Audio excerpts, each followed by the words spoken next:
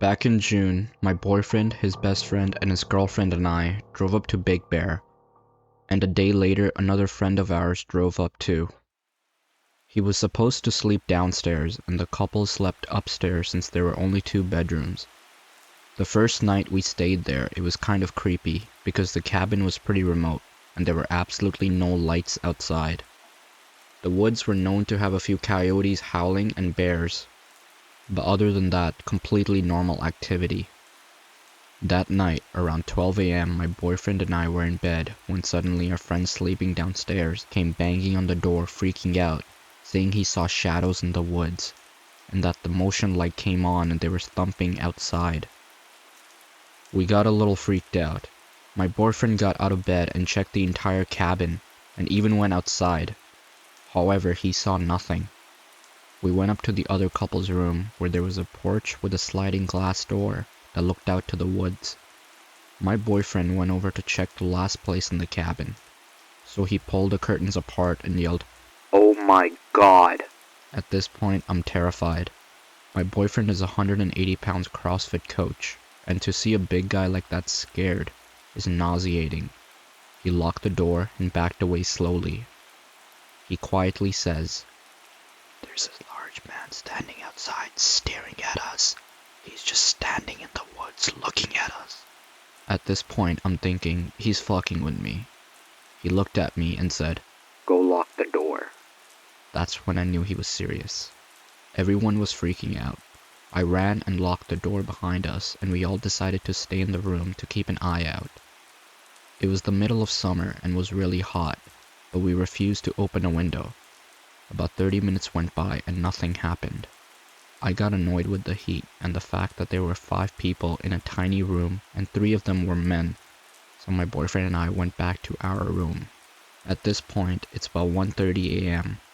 I told my boyfriend I was too scared to sleep with the lights off, so we just laid there with the lights completely on. Eventually, I started drifting to sleep when I heard a thud. I sat up and looked at my boyfriend. Then the power cut. I immediately started sobbing. I was trembling and I couldn't see anything because it was pitch black. I tried to get out of bed and run, but my legs got tangled in the sheets and I fell. My boyfriend picked me up and we grabbed our phones and ran to the other room where everyone else was staying. I was hysterical at this point. I tried to contact our host, but nothing would go through. I tried to call my dad, but all our phones had no service. We were all alone out there. But thank God for that one friend who drove up after us had a different carrier, because his phone had 1 bar. So he called a local sheriff. He was on the phone with the sheriff and they transferred us to the utilities company. We gave the address and they told us that we were too far away into the woods, and they didn't cover that area. At that point, we were wondering if the entire area had no power, or if the man outside had just cut our power. We called 911 to report the suspicious activity and a power outage. And they ended up sending the fire department. A few hours go by, it's about 3 a.m., and suddenly the power comes back on. We fell asleep, and the next day we talked to some locals of the area. We told them our power went out, and they said that was strange and shouldn't have happened. He told us the only reason that happens out here is because of a snowstorm. He said he couldn't explain it. I spent a year studying in Mexico recently, and as you do on an exchange, between the semesters there's a big break, and me and my buddy that I spent the most time with during the exchange decided we'd go on a longer backpacking trip through Mexico. We had a rough plan on where to go and what we wanted to see, but we hadn't even booked our flights back yet, nor were we sure where we would take it. We wanted to keep it flexible. We had an amazing time, and a few days before our trip ended, we finally decided we would take our flight from a city that was close and had really cheap flights, but the city itself didn't really have anything to offer. Then on Airbnb, we found a room very close to the airport in a house with a pool, and we thought we'd just treat ourselves to a relaxed pool day at the end of the trip. It turned out that the hosts were a family. The husband was Mexican, and the wife was from Europe and could even speak our native language. So we arranged that we would take a bus to the airport and that they would pick us up from there. When we finally arrived at the city, it was already dark, and the bus driver refused to drive us to the airport since it was not directly on his route, so he just dropped us off on the highway. That was already a pretty shitty situation to begin with, standing with our backpacks at the side of a road in the middle of nowhere, in a not-so-safe city in Mexico. I called the hosts and sent them our GPS location, and they said no problem, they will come and get us. So the husband came to pick us up, and it was a very uncomfortable situation getting into the car with a stranger in the middle of nowhere. It also didn't help that the guy looked like Danny Trejo without a mustache. I tried to make small talk with him. He only gave monosyllabic answers or straight out ignored me. I assumed he was just not a big talker. Looking back, I can see a million red flags, but for some reason, at that time, we just didn't see them. Either we were too tired, or to be honest, we didn't really have any other choice than going along. We arrived, and that should have immediately set off alarms. We were in the middle of fucking nowhere.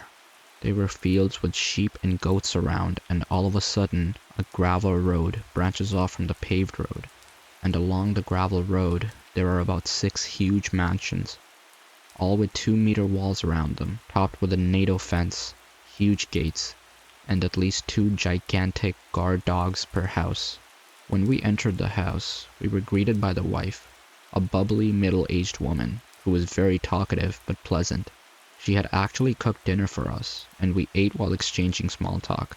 The husband just sat at the table, not saying a single word. After dinner, we more or less went directly to bed because it had gotten late, and we were tired from a long day. The next morning, we saw that the weather was not that good, so we decided to go into town and just see the few touristy things it had to offer, instead of spending time at the pool. When we came back, it was already dark, but we decided to jump into the pool anyway to cool off because it was very hot and humid. The wife joined us, and at some point my friend made the mistake to ask how they were able to afford such a house.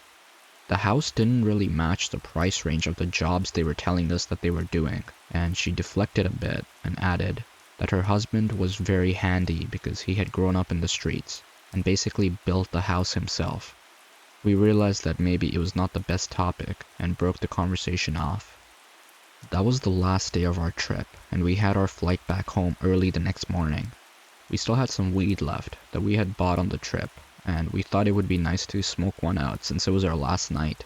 But as this was a family home and they had kids around, we thought it would be better to speak to our hosts if they would mind. So later in the evening, we asked the wife if it would be okay if we smoked on the terrace, which for some reason she found quite amusing and started laughing.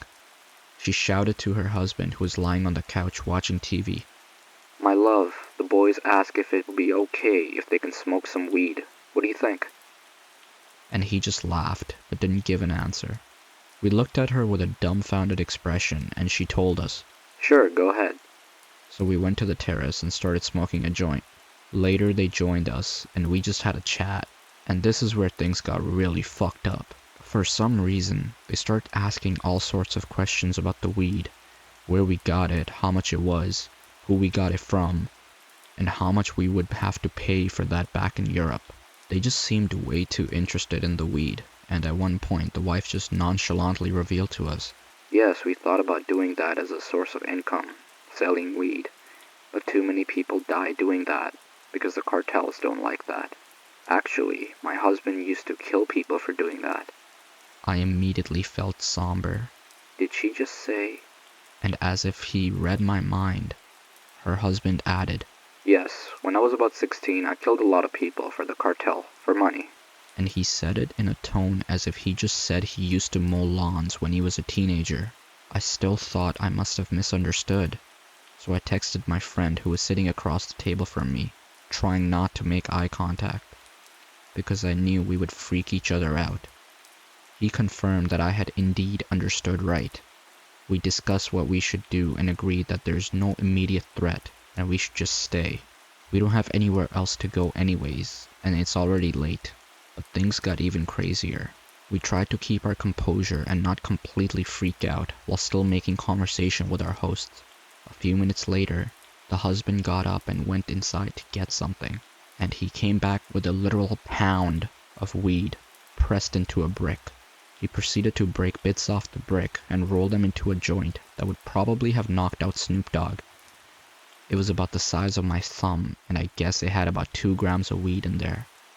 Of course, he offered the joint to us, but we politely declined, saying that we were already pretty stoned. He seemed a little offended, but fortunately, he bought our excuse. But it got even worse. A few minutes later, we hear a couple of loud bangs. The wife became a bit uneasy and asked, "What was that?" to which he answered calmly, 9mm. To confirm my suspicion, they had indeed been shots. I would say it was around 7 or something shots fired pretty quickly after each other. The wife got nervous and asked if we should maybe go inside. "What do you think they're shooting at? In the air? At cows? At people?" But he just shrugged it off and we stayed outside. Again, a few minutes later, there were more shots, this time even closer. The wife got even more upset and asked again, "Should we maybe go inside? What do you think they are? What do you think they're shooting at? Should we go inside?" And I think I will never forget when he answered in the calmest way imaginable. "No, everything's okay. I didn't hear any screams yet." I don't know why, but the way he just calmly said that freaked me the fuck out, and it still makes my heart beat whenever I think about it. After that, we quickly excused ourselves and went to our room. When we finally could talk, we basically both lost it and panicked. What the fuck are we supposed to do? We are locked in a house with a contract killer in the middle of absolutely fucking nowhere, and people are shooting outside. We decided it was probably our best bet to stay because we thought, well, we are his guests. He's not going to harm us, hopefully. And it's better to have walls and dogs in between us and people shooting around. So we barricaded ourselves in the room and didn't sleep a second until the morning when we moved the fuck out of there and went to the airport. I was never so happy to be patted down at security my whole life. My girlfriend and I, we'll call her Sammy, had a concert planned for the weekend in Toronto. We decided that we wanted to make a full trip out of the weekend, since we live a few hours away and don't see the big city all that often. Unfortunately, due to COVID, the concert ended up being cancelled, and it was too late to cancel the Airbnb that we had booked. Plus, we were still really looking forward to our getaway, and had all the time booked off for work, and everything, so we decided to go anyway. That might have been the biggest mistake of our lives. When we arrived at the B&B, it seemed like a nice place, a lot bigger than we imagined, with a very beautiful backyard. We were super excited to get the weekend started, so we quickly got out of the car and looked for the lockbox the app told us would be on the gate for the backyard. There was no lockbox, just a bunch of signs all over the gate that I wasn't able to understand, as it was in German. That struck me as kinda weird, since the guy on the app didn't seem to be German in any way. I've never been good at guessing ethnicities, so I wasn't concerned about it or anything. I opened my phone to the app and saw that the homeowner had messaged me a few times asking me when we were arriving so that he could start planning his day. Those messages had come from a couple hours ago. I called him and apologized profusely, explaining that I'm sorry, I wasn't driving and didn't see my phone go off. I was driving and didn't see my phone go off. I had it in power saving mode, so I could use it as a GPS to make the trip. With an annoyed sigh, he told me, "Okay, my wife will be out to let you in." Sammy and I waited for around 10 to 15 minutes until a lady who seemed to be at least a decade older than the man in the picture came out with a smile and asked in a thick German accent if I'm James, and welcomed us in through the back and gave us the keys that we would need. Everything was perfect, just like the pictures, so we were happy. One thing that I wasn't too thrilled about was that they were living above us, which isn't uncommon for Airbnb. However, it wasn't mentioned in the details. Our door had a little lock on the knob, so I let my worries ease about it. We unpacked our things and headed out to get the weekend started. After spending the night drinking from bar to bar, they eventually closed for the night, and it was time to Uber home. When we got there was a clipboard sitting on the back of my car with a strange series of German words scribbled on illegible handwriting. There were also a lot of numbers beside each of the words. Sammy and I were confused, but figured they were doing some work in their yard and just left it there. The gate to the back door was closed and locked. I started looking for a lock on the door, but it was a number pad with a knob on it. We went back to the clipboard and started trying to make out the numbers, but there were too many for it to be a code. We tried different combinations of the numbers, but none of it was working, so we eventually realized that we were going to have to call. Since it was well past 3 a.m., I regretfully called the man again, and this time he picked up with a thick German accent, unlike the Canadian one he answered with earlier in the day. Told him we needed him in the back, and he responded with a bunch of grumbled German words and hung up.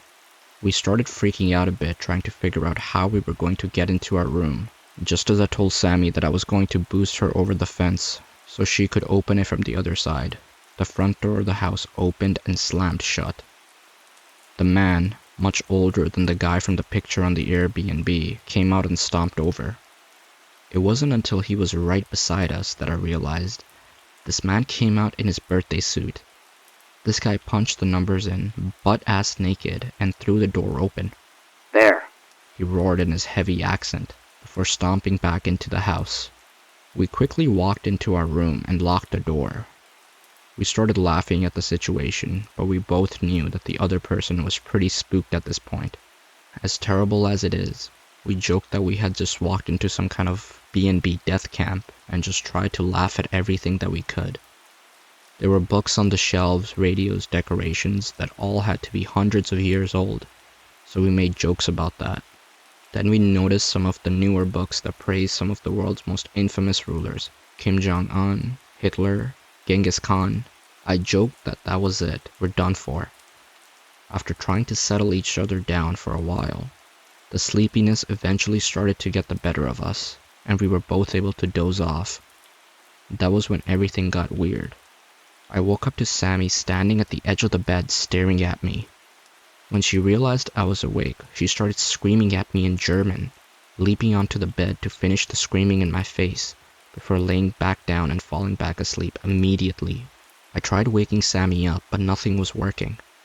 Eventually, she sat up, facing the end of the bed, and waving her arms around in a dance-like motion. It's not unlike Sammy to do something like that in her sleep, so I rubbed her back and kept calling her name. Eventually, Sammy turned over and looked at me. Her face was completely swollen, making her eyes tear up from fear, but she seemed awake, so I asked if she remembered screaming at me. "I did?" Sammy asked. "Do you know what you said to me?" I asked, shaken up.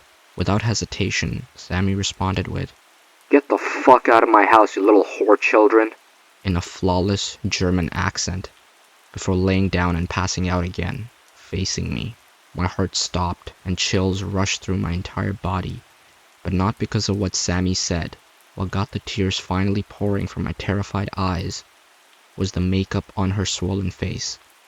In the entire time that I've known Sammy, she's never once worn or owned any makeup.